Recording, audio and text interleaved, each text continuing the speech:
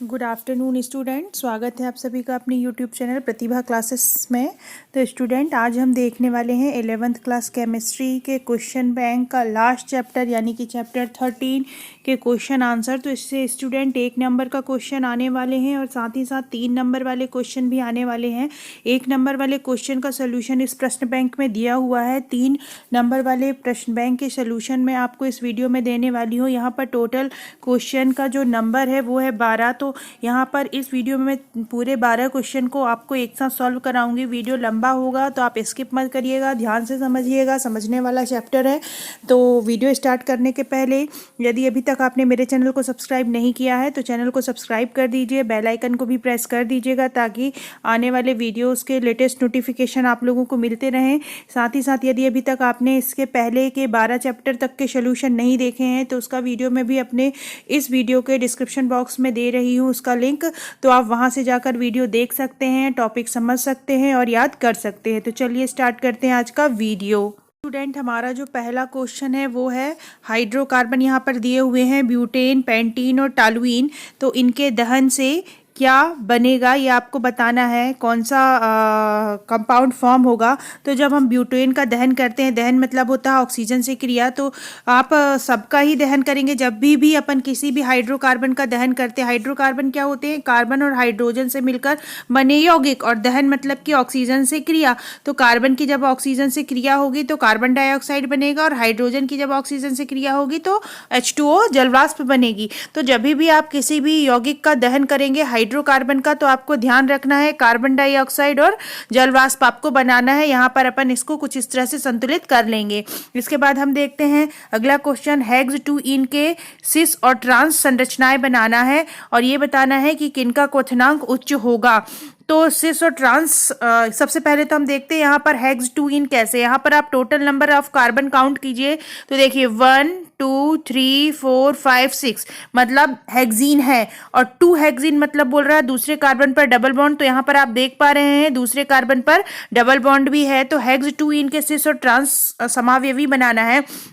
तो सिस और ट्रांस समावयवी क्या होते हैं, सिस समावयवी क्या होते हैं, जब समान क्रियात्मक समूह समान साइड हो। देख सकते हैं आप यहाँ पर हाइड्रोजन हाइड्रोजन एक साइड है मतलब नीचे की ओर है और एल्किल समूह ऊपर की ओर है, तो ये सिस समावयवी कहलाएगा। और ट्रांस समावयवी में क्या होगा, समान क्रियात्मक समूह डिफरेंट साइड हो। यहाँ पर देखिए एल्किल समूह, पहले कार्बन से जो एल्किल समूह CH3 जुड़ा हुआ है वो नीचे की ओर है, जबकि दूसरे कार्बन से जो एल्किल समूह CH2 CH2 CH3 जुड़ा हुआ है ये ऊपर की ओर है। तो ये जब विपरीत दिशा में होंगे तो ये ट्रांस समावयवी कहलाएंगे। तो यहाँ पर हेक्स 2 की सिस और ट्रांस समावयवी कुछ इस प्रकार से बने हुए हैं। अब किसी अणु का जो क्वथनांक होता है उसके द्विध्रुव अन्योन क्रिया पर निर्भर करता है। चूंकि सिस समावयवी में उच्च द्विध्रुव आघूर्ण होता है, इसका द्विध्रुव आघूर्ण उच्च होता है, इसलिए इसका क्वथनांक भी उच्च होगा। अब हम देखते हैं अपना अगला क्वेश्चन। हमारा अगला क्वेश्चन है बेंजीन में 3 द्विआबंध होते हैं फिर भी अत्यधिक स्थायी होता है, समझाना है।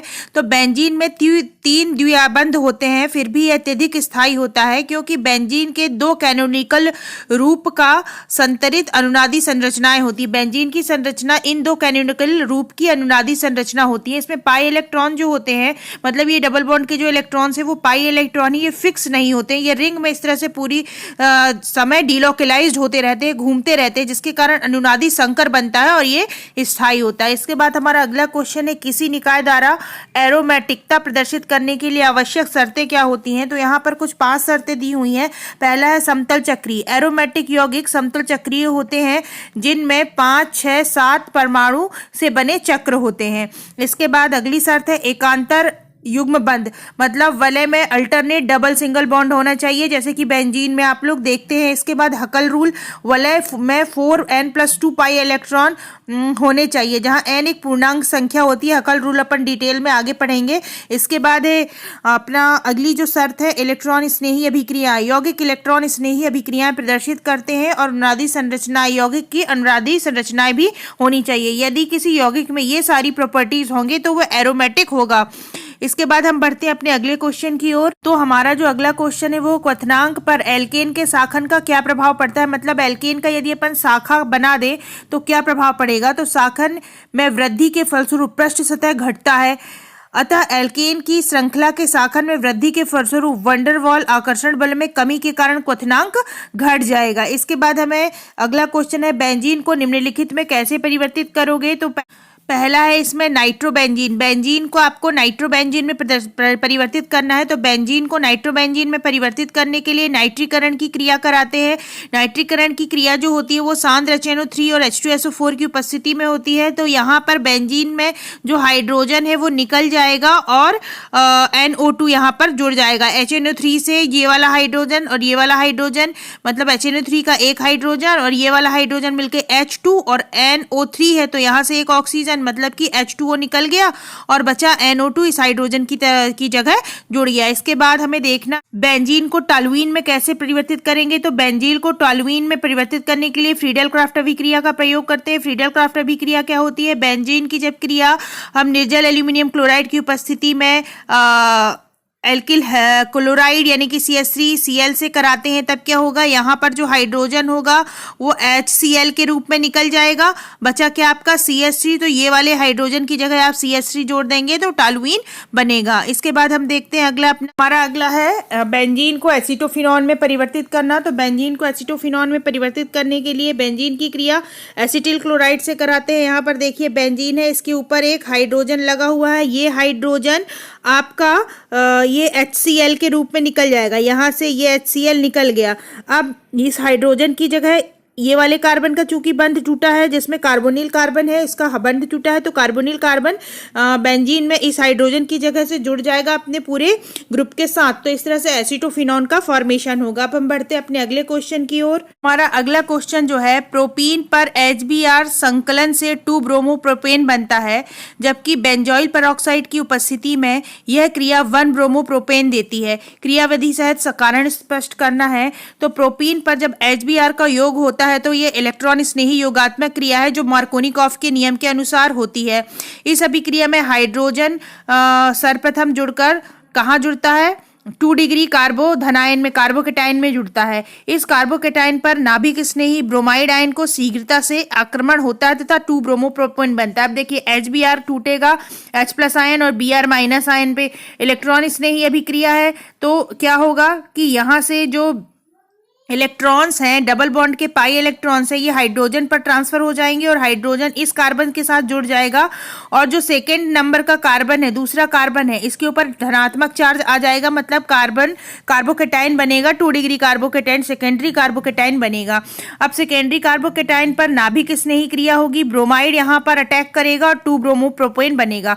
लेकिन अब हम बात करते हैं बेंजोइल पेरोक्साइड की उपस्थिति में। तो बेंजोइल पेरोक्साइड की उपस्थिति में ये मुक्त मूलक की क्रियाविधि के अनुसार ये क्रिया होगी। इस क्रिया में ब्रोमीन मुक्त मूलक इलेक्ट्रॉन स्नेही के रूप में कार्य करेगा, जो बेंजोइल पेरोक्साइड की HBr से क्रिया से प्राप्त होता है। अब देखिए सबसे पहले क्या होगा, ये बेंजोइल पेरोक्साइड है, ये गर्म होगा और आपका C6H5COO मुक्त मूलक बनेगा। इससे कार्बन डाइऑक्साइड निकल जाएगी और C6H5 मुक्त मूलक बनेगा। C6H5 मुक्त मूलक HBr से क्रिया करेगा और यहाँ पर C6H5 से हाइड्रोजन जुड़ जाएगा, C6H6 जुड़ जाएगा और ब्रोमाइड मुक्त मूलक बनेगा। ये जो फिश एरो बता रहा है, ये बता रहा है एक एक इलेक्ट्रॉन का ट्रांसफर हो रहा है। अब देखिए C6H5 के पास एक इलेक्ट्रॉन पहले से था, हाइड्रोजन के पास एक इलेक्ट्रॉन आ गया, दोनों इलेक्ट्रॉन मिलकर यहाँ पर बॉन्ड बना लिए, C6H6 बन गया और ब्रोमीन के ऊपर एक इलेक्ट्रॉन का ट्रांसफर हो गया है, इसलिए ब्रोमीन के ऊपर एक मुक्त मूलक बना हुआ है। अब मुक्त मूलक प्रोपीन पर इस प्रकार क्रिया करता है कि अधिक स्थायी द्वितीयक मुक्त मूलक की उत्पत्ति हो सके। यह द्वितीयक मुक्त मूलक HBr से एक हाइड्रोजन परमाणु ग्रहण करके 1-ब्रोमोप्रोपेन देता है। अब होता क्या है, देखिए जो आपका प्रोपीन है, इससे क्या होगा, ब्रोमाइड मुक्त मूलक जुड़ेगा। होगा क्या, यहाँ पर डबल बॉन्ड का एक इलेक्ट्रॉन इस वाले कार्बन पर और एक इलेक्ट्रॉन इस वाले कार्बन पर ट्रांसफर हो जाएगा और सेकेंडरी मुक्त मूलक बनेगा जो कि स्थायी होता है। अब इससे HBr फिर से योग करेगा और 1-ब्रोमोप्रोपेन का फॉर्मेशन होगा और साथ ही साथ ब्रोमाइड मुक्त मूलक बनेगा। तो ये थी इसकी क्रियाविधि। अब हम बढ़ते हैं अपने अगले क्वेश्चन की ओर। तो हमारा अगला क्वेश्चन है, बेंजीन, नॉर्मल हेक्सेन तथा इथाइन को घटते हुए अम्लीय व्यवहार के रूप में व्यवस्थित करना और इस व्यवहार का कारण देना है। तो इन कार्बनिक यौगिक मतलब बेंजीन, नॉर्मल हेक्सेन और इथाइन, इसमें जो कार्बन की संकरण अवस्था होती है वो sp2 होती है। कार्बन यहाँ पर sp2 संकरित अवस्था में होता है, यहाँ पर कार्बन sp3 संकरित अवस्था में होता है और यहाँ पर जो कार्बन है वो sp संकरित अवस्था में होता है। अब यहाँ पर देखेंगे sp2 कक्षक में s लक्षण कितना है, बेंजीन में 33.3%, इसके बाद नॉर्मल हेक्सेन में 25% और एथाइन में 50% एस लक्षण है। तो कक्षक का एस लक्षण बढ़ने पर अम्लीय लक्षण बढ़ता है, मतलब एस कैरेक्टर जितना ज्यादा होगा अम्लीयता उतनी ही ज्यादा होगी। यहाँ पर सबसे ज्यादा एस कैरेक्टर किसका है, आपका एथाइन का है, इसलिए एथाइन या एसिटिलीन सबसे ज्यादा अम्लीय होगा और सबसे कम एस कैरेक्टर जो है आपका एन हेक्सेन का है, इसलिए एन हेक्सेन सबसे कम अम्लीय होगा। तो इसकी अम्लीयता का जो आपका घटता क्रम है ये कुछ इस प्रकार से यहाँ पर दिया हुआ है। अब हम बढ़ते हैं अपने अगले क्वेश्चन की ओर। तो अगला क्वेश्चन है, बेंजीन इलेक्ट्रॉन स्नेही प्रतिस्थापन अभिक्रिया सफलतापूर्वक क्यों प्रदर्शित करता है जबकि उसमें नाभिक स्नेही प्रतिस्थापन कठिन होता है। तो बेंजीन की कक्षक संरचना प्रदर्शित करती है कि इलेक्ट्रॉन अभ्र वलय के ऊपर और नीचे स्थित होते हैं तथा ढीला व्यवस्थित होता है, अतः इलेक्ट्रॉन स्नेही क्रिया के लिए आसानी से उपलब्ध हो जाते हैं। इसलिए बेंजीन इलेक्ट्रॉन स्नेही प्रतिस्थापन क्रिया शीघ्रता से प्रदर्शित करता है तथा नाभिक स्नेही प्रतिस्थापन क्रिया कठिनता से होती हैं। इसके बाद हमारा अगला क्वेश्चन है, आप निम्नलिखित यौगिक को बेंजीन में कैसे प्रदर्शित करेंगे। पहला इथाइन, तो इथाइन को बेंजीन में प्रदर्शित करने के लिए हम एक धातु की नली में एसिटिलीन गैस को 150 डिग्री सेल्सियस टेम्परेचर पर भेजते हैं तो बेंजीन बनता है। इसके बाद है हमारा सोडियम बेंजोएट, तो सोडियम बेंजोएट की क्रिया सोडा लाइम से कराते हैं तो बेंजीन इस तरह से बनता है। इसके बाद है फिनॉल, फिनॉल की क्रिया हम फिनॉल को क्या करते हैं, जिंक वाष्प के चूर्ण में प्रवाहित करते हैं तो बेंजीन बनता है और जिंक ऑक्साइड बनता है। तो इस तरह से हम एथाइन, सोडियम बेंजोएट और फिनॉल को बेंजीन में परिवर्तित कर सकते हैं। अब हम देखते हैं अपना अगला क्वेश्चन। हमारा जो अगला क्वेश्चन है वो है, बेंजीन, मेटानाइट्रोबेंजीन तथा टॉलुइन में से किसका नाइट्रीकरण आसानी से होता है और क्यों। तो बेंजीन के नाइट्रीकरण में वलय में नाइट्रोनियम आयन का इलेक्ट्रॉन स्नेही आक्रमण होता है। चूंकि CH3 में +I प्रभाव होता है इसलिए यह वलय को सक्रिय कर देती है और इलेक्ट्रॉन स्नेही प्रतिस्थापन आसानी से हो जाता है।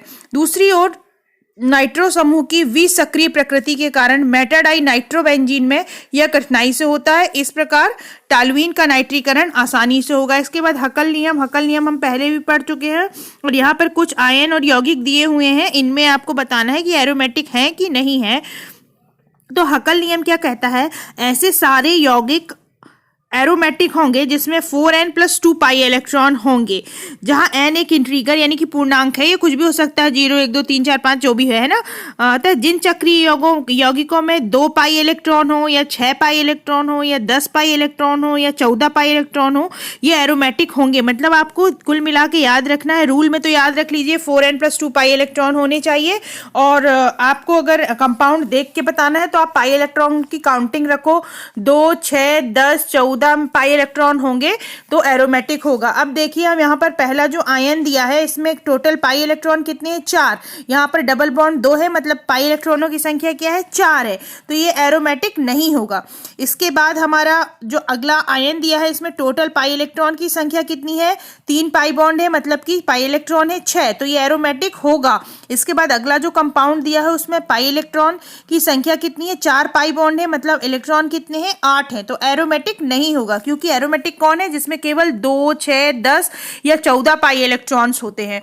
तो ये था हमारा हकल नियम और यहाँ पर कंप्लीट होता है हमारा 11th क्लास केमिस्ट्री का प्रश्न बैंक। तो स्टूडेंट इसी तरह के वीडियो के लिए मेरे चैनल के साथ बने रहें। किसी भी कठिनाई आने पर आप मुझे कमेंट करके पूछ सकते हैं। इसी तरह के वीडियो के लिए मेरे चैनल के साथ बने रहिएगा। Thank you for watching.